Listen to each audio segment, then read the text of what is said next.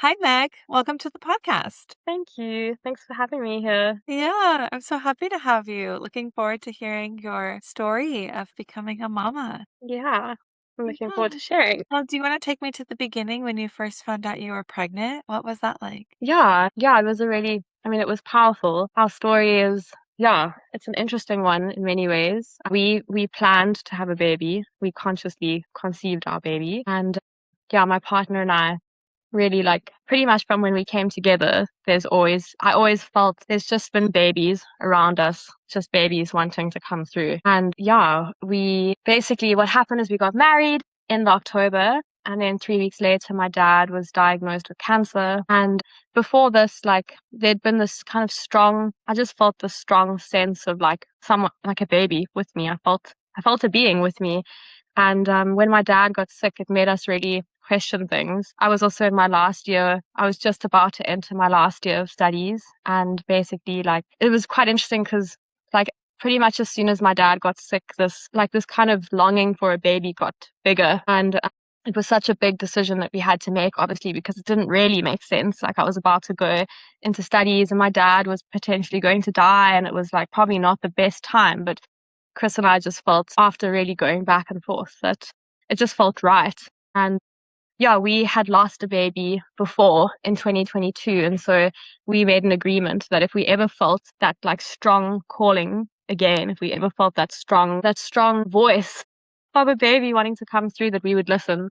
And so we just listened and it was really beautiful and just like a complete, like so much fear, but just a complete surrender. And the first time that we tried, she came, which was amazing. So, I mean, when I found out, I was like in complete denial, and Chris was like, "You're definitely pregnant," and I was like, "No, I have complete denial." Like, I think we found out really early. I was like only 5 weeks pregnant, and yeah, I took the test and I was pregnant, which was amazing. Yeah, so wild. Wow. So Yeah.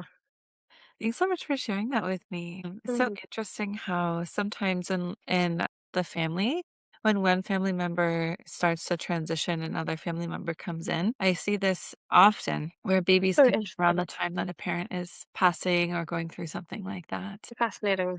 Yeah. Yeah, really fascinating. So you have a lot going on in your life, a lot of really big things, and then you find out you're having a Yeah. baby. What made you decide that you wanted to birth with a midwife at home? Sure. Yeah. I met a midwife when I was 19 years old. I'm 26 now. And before meeting her, I didn't really have any sense of home birth or like midwifery or anything like that. My mom had had a cesarean with me, and before with my brothers and sisters, she had really traumatic births. And yeah, I mean, South Africa, which is an interesting thing to add in here, we have the highest cesarean rate in the world. So like to hear of home birth, unless you're in the right circle, it's like quite unheard of, you know.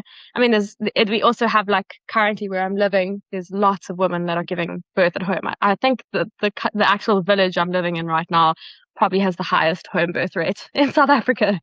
But if you're not in that kind of circle, the information is not that available.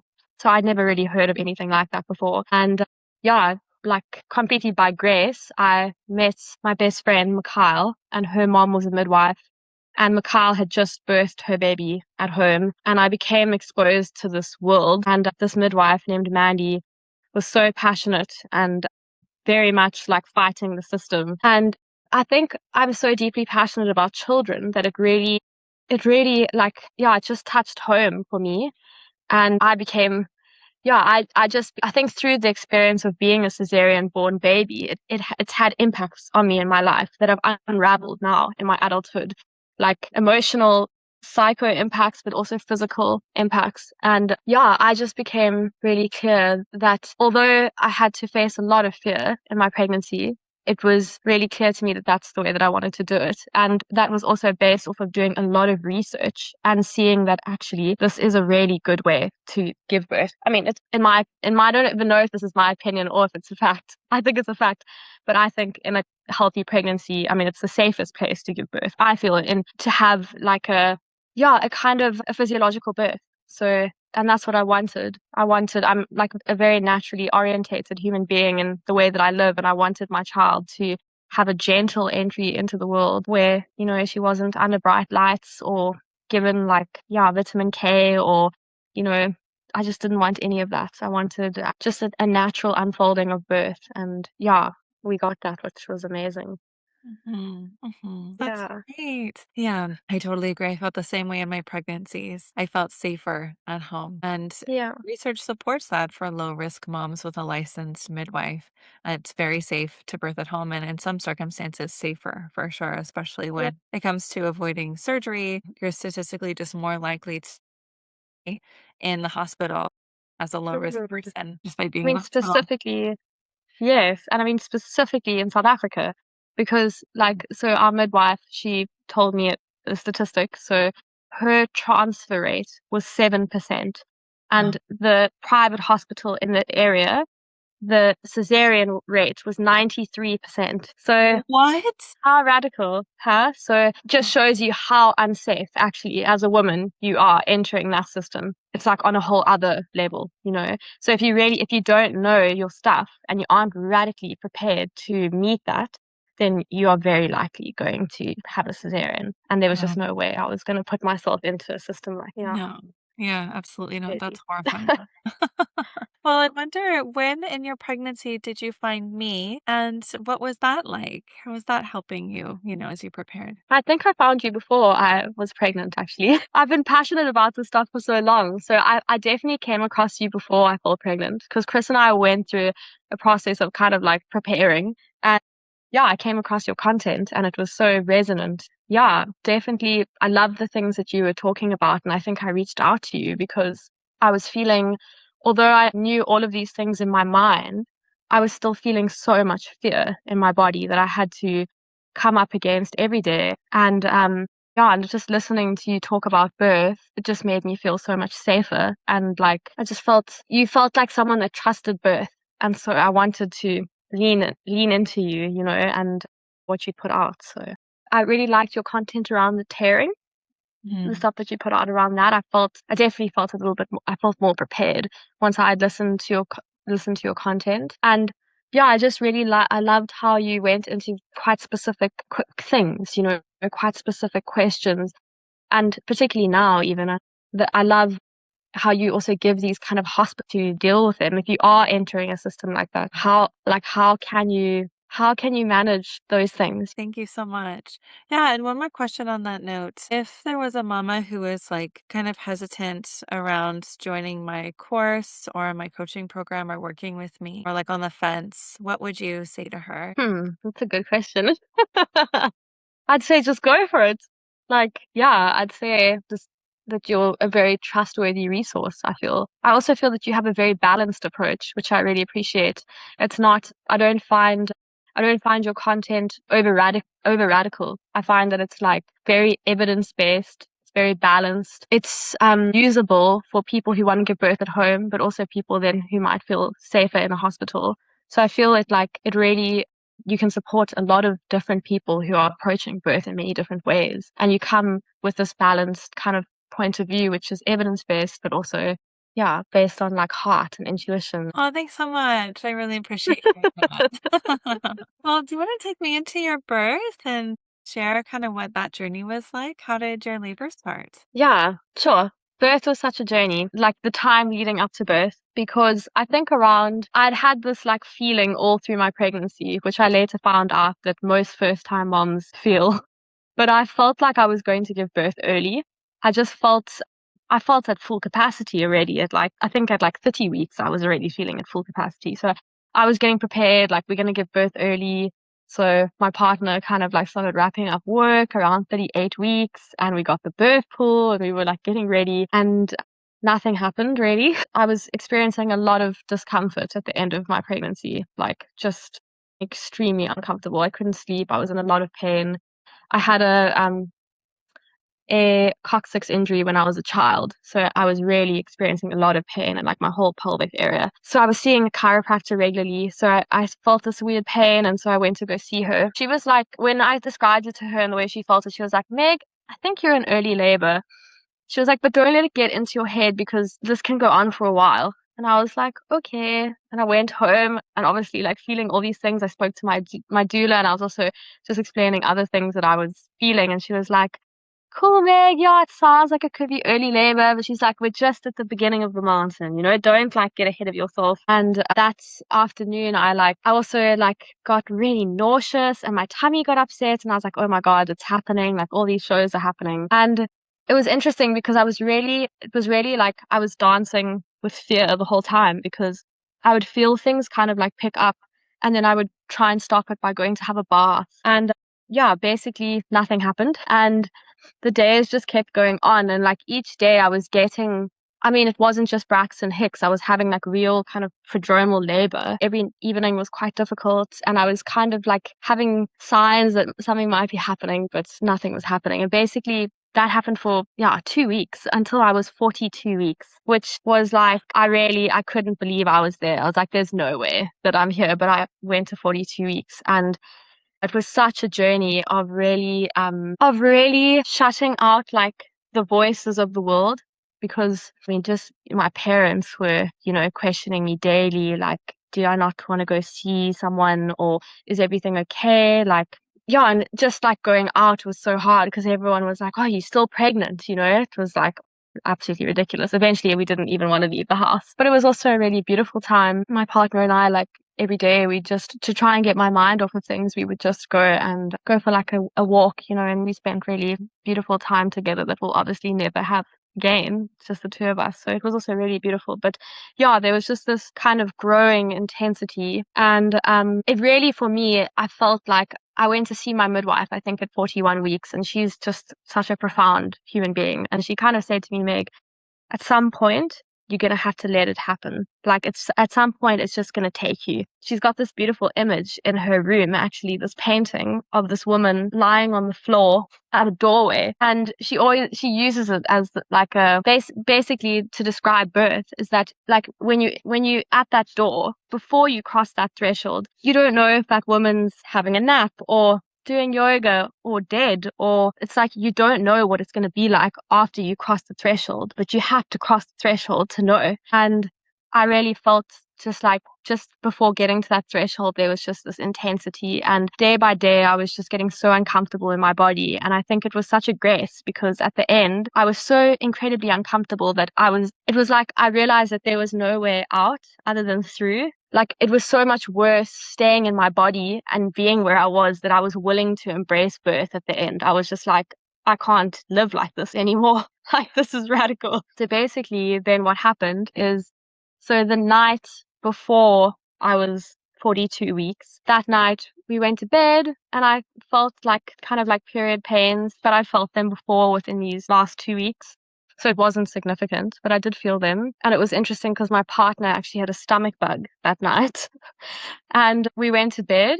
And because he was up and going to the bathroom, and I was also up going to the bathroom all the time, we saw that for the first time there was rhythm. It was like it was happening rhythmically. And so we started, I think around like 4 a.m. we started timing it. And it was like, okay, no, there's definitely rhythm here. And so we messaged my doula in the morning and we told her and she was like, oh, I think she's so great. She's kind of like deny it until you can't deny it anymore for a first time mom. And she was like, oh, okay, well let's see how the day unfolds. And they didn't drop off in any way. They just kept steady with this rhythm in the morning.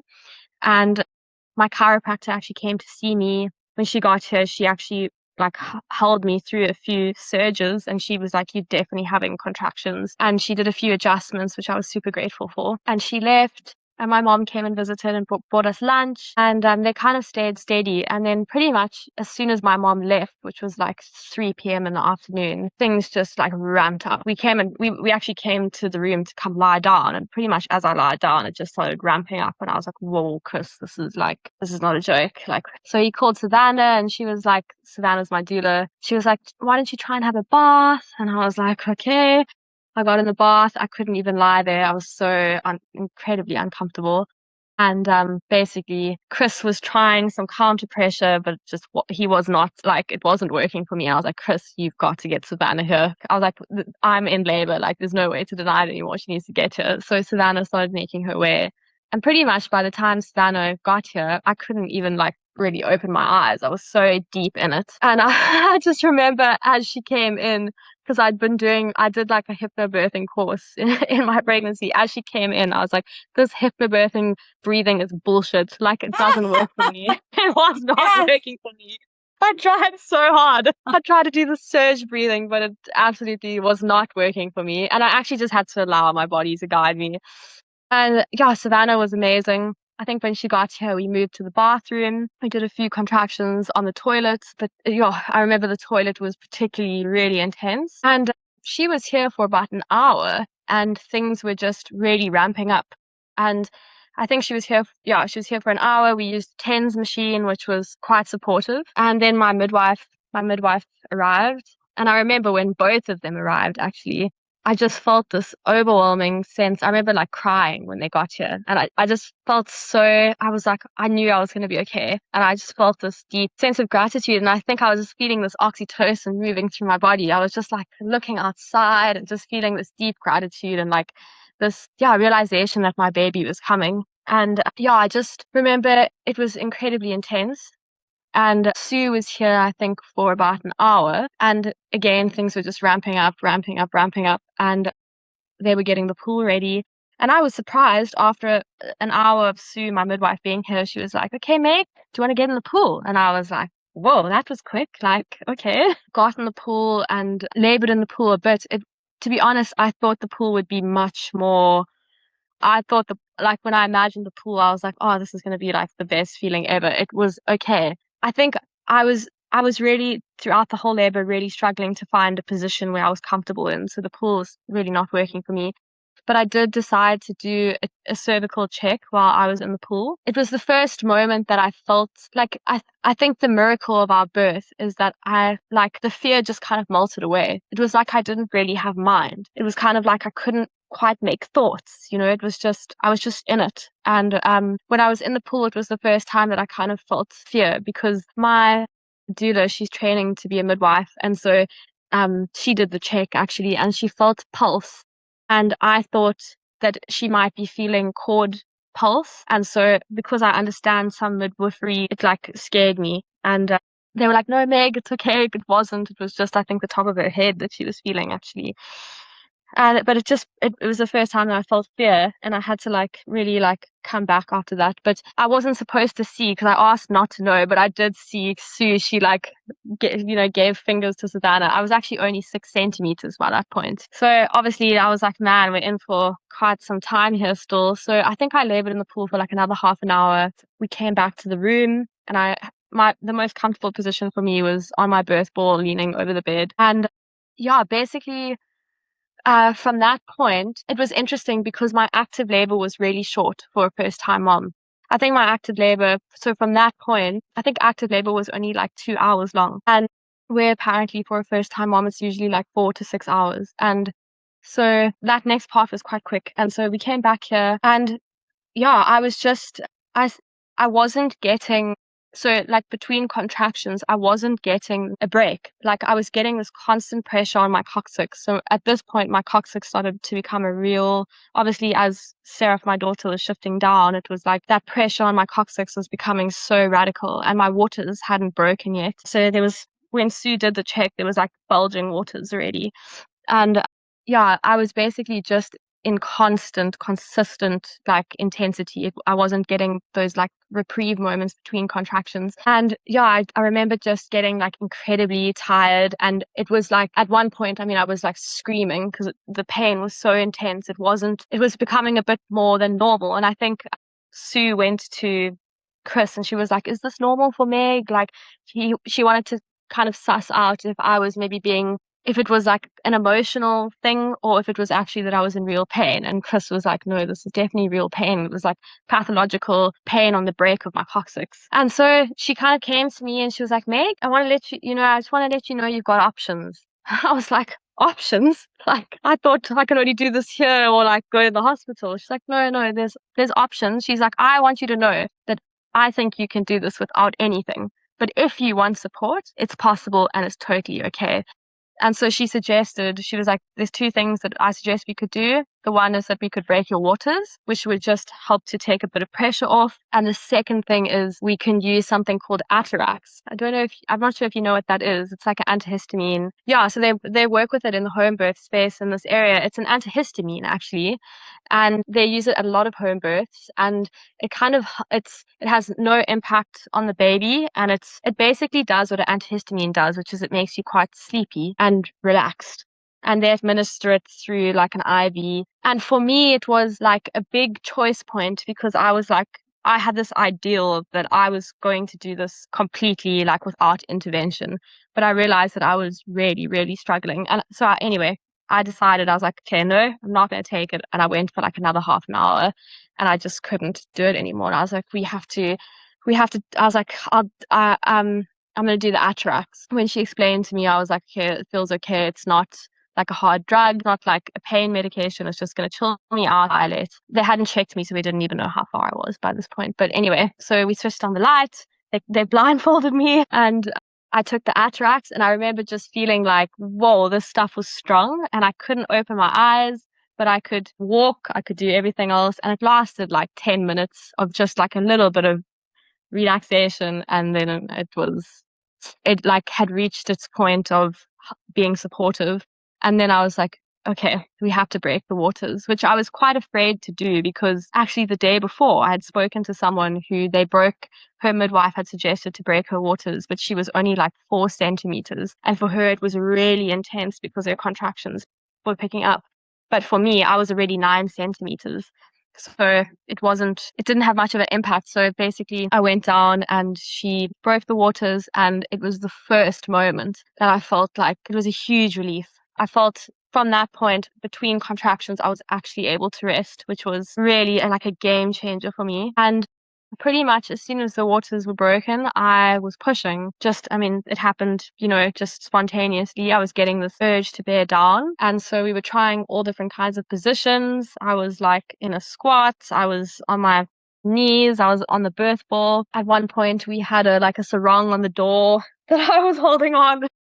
And yeah, that's when it started getting really intense, of course. And there was I remember a lot of blood coming out. And yeah, it's such an indescribable thing where your mind is in that. I was here, but I was not here. And I was kind of speaking to myself, just kind of like, I can do another one. I can do another one. But that's really, it was kind of a mantra, but it's the only thing that was really in my mind. And yeah, basically at one point when I was hanging off the door, I remember it was a really beautiful moment where I kind of it was such an intense contraction. I threw my head back and I was like, ah, and my midwife it felt like such a profound moment. She felt like a medicine woman, and she came behind me and she pushed my head down and basically showed me where to direct my energy. She just helped me push down. It was just such a beautiful moment. It was a very memorable moment for me. And basically she came to me, Sue, at that point, and she was like, Meg, I want to make a suggestion. And really I felt with Sue, she's been a midwife. She's quite old. She's in her 70s, and she's been a midwife. She's attended over 2,500 births and just really well experienced, and someone I'd grown a relationship with her in my pregnancy, and I felt really resonant with her, and I really did feel like I could trust her. I felt safe with her. I felt safe in her presence. And for me, I did need a kind of support. I felt like I needed someone to help me cross that threshold. And so she came to me and she was like, Meg, so I think Sarah, I don't understand the whole mechanics of it, but I think Sarah was struggling to get past my pelvic bone. And she was like, Meg, I want to make a suggestion. They call it the devil's position, but I want to make a suggestion that we go onto your back on the bed. Chris is going to be behind you and me and Savannah are going to be at your legs. And I'd never thought I was going to birth on my back. It was never did I ever imagine that. But I was so at this point, I was straight as an arrow. I knew where I was going, and that's where I was going, and that's where I wanted to be. And I was just wanting to cross this line, this threshold. I was like, we're going to go there. And so I was like, cool, let's go. Let's get to the bed. And we went to the bed, and I think it was definitely an effective position because I think I was literally on the bed probably for 15 or 20 minutes before Sarah was born. And I just remember it was honestly when I thought that the pain couldn't get more, it would just get more. And I felt like I was being torn apart. It was just such a huge experience. And I remember Savannah had like a little light, like that they were trying to see things because it was quite dark in our room. And I remember the light like once or twice shone into my eyes, but I didn't know there was a light, so I just thought that I was seeing like heaven's light, you know. I was like, I'm dying. It was so wild. But yeah, Wow. basically, Seraph's it was a really beautiful moment because I knew that I was in quite a precarious situation on my back from the research that I'd done. I was like, this is like a a chance of tearing here. And Sue was like, Meg, okay, listen to me. And I just like totally zoned in with her. And she helped me breathe. Like she helped me breathe through the contractions and slowly let Seraph kind of emerge without pushing, without bearing down. Because it was definitely at certain moments I was like, that was my tendency, was this just, yeah, struggling to breathe, you know, just this kind of intensity of sensation. And she really supported me in that moment. And yeah, basically with Sue's help, Seraph was slowly born and her head popped out and they were like showing Chris with the mirror and they were like, do you want to see? And I was like, I have no interest in seeing what's happening right now. I just didn't want to know what was happening. I didn't want to be, yeah, it was just too much for me. And then her shoulders came and she did her last rotation and they were like, Meg, okay, you can grab your baby. And I was like, what? What are you talking about? And I went and I picked her up and I put her onto my chest. And I just remember she was like this squirmy fish. And it was just the most incredible, like shocking moment of my life. I was just in complete shock. It was quite a big thing for me actually, because I'd watched so many birth videos and I'd seen these women like, my baby, like just this deep love. And I didn't necessarily feel that. I felt shock. I just felt this incredible sense of shock. I was like, I couldn't even make any sense of what just happened. And I also only found out later. So basically, Seraph was born, had her on my chest, had a bit of a cry. Chris was crying, so happy. We also had a photographer, our friend. It was very beautiful. And my placenta came pretty quickly. And I was quite afraid of my placenta coming, but my friend actually, someone I knew, had had a postpartum hemorrhage and she actually passed as a result of that. And so it was the part I was most afraid of actually, was my placenta coming and having some kind of a hemorrhage. And my placenta did come quite quickly and there was a bit of a bleed. I basically just heard Savannah say, Sue, there's a bit of a bleed, because Sue was out of the room and Sue kind of came running and they gave me Pitocin. And I just went into like complete shock when this happened. It was like I was trying to be with my baby, but I was aware that I was bleeding and I was like, oh my God, my biggest fear is happening right now.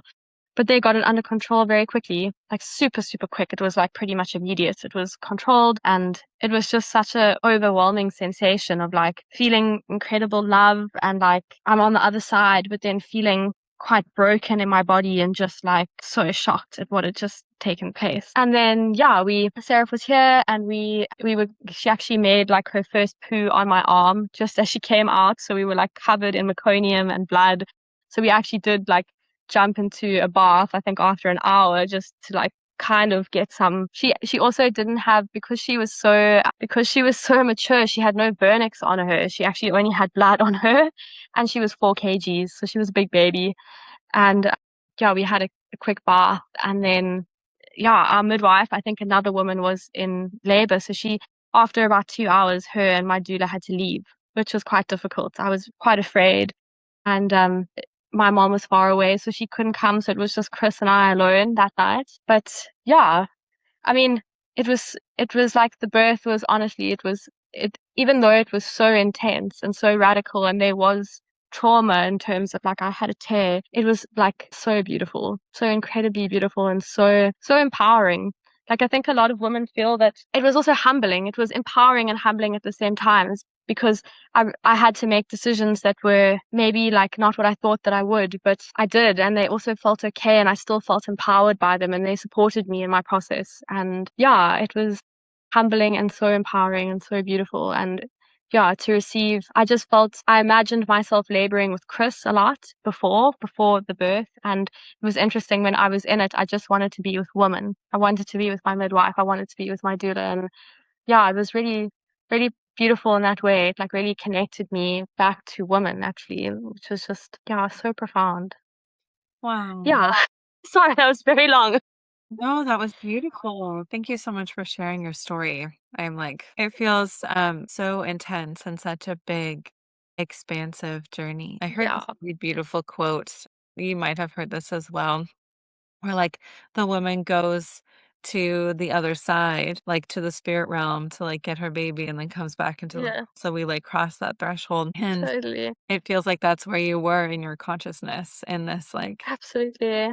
yeah, yeah. No, absolutely. And I mean, the days after birth as well, where it really felt like coming down from the biggest drug trip I've ever had in my life. I mean, the days after birth, honestly, I don't think I've ever been so happy in my life. There was just so much oxytocin moving, and my partner and I were like in hysterics every night, like laughing, but so tired. It was so beautiful. And yeah, it took a long time to come back to my body. Actually, it was like a process of coming down from that crazy experience. Yeah, yeah, totally, I'm sure. How do you feel about your birth now, looking back on it? Yeah, I love it. I'm so grateful for it. It was so incredibly beautiful and profound. At the same time, to think about giving birth again, I'm like, "Oh, I don't know." Like, I can actually feel the trauma in my body, I think, specifically in my pelvic floor, that I think I'll have to work with. But it was so beautiful. And I just have so much respect for midwives and like people who work in this realm. And for my daughter, I just see how like she is so healthy and so strong. And like I think for her, like it was just for both of us. For me, it absolutely helped me realize a strength in myself that I never ever knew. Like I really tapped into like deep strength, and it gave me such a resilience to like cope with postpartum. I mean, postpartum is so radical, you know, it's just kind of the same intensity, but like spread out. And yeah, it really like it was such an initiation. I feel like gave me an advantage in postpartum. Like it yeah, it really supported me in that way. Yeah, so beautiful. Loved my birth. Aw, yeah, thanks so Yeah. much for sharing that. Yeah, and, 9 months postpartum is a time where a lot of moms are still, like, really processing still and recovering, so Yeah, yeah, it's so big. it's very So valid much to there. process, you So know? much to process physically and emotionally and spiritually. Um, Yeah. yeah, Yeah. but I'm so glad you feel positive about your birth. I wonder if there's Yeah. a mom listening who is pregnant and, is just like curious or anxious about birth, or her birth coming up. What would you say to her? Like, what piece of advice would you give? That you can trust. Like you can trust your yeah, your body's intelligence, you know? And I think trusting our own innate knowing and intuition, if whatever our birth choice is, if that's the right one for us, you know? Like I feel I was so led this way, I knew that it was right for me.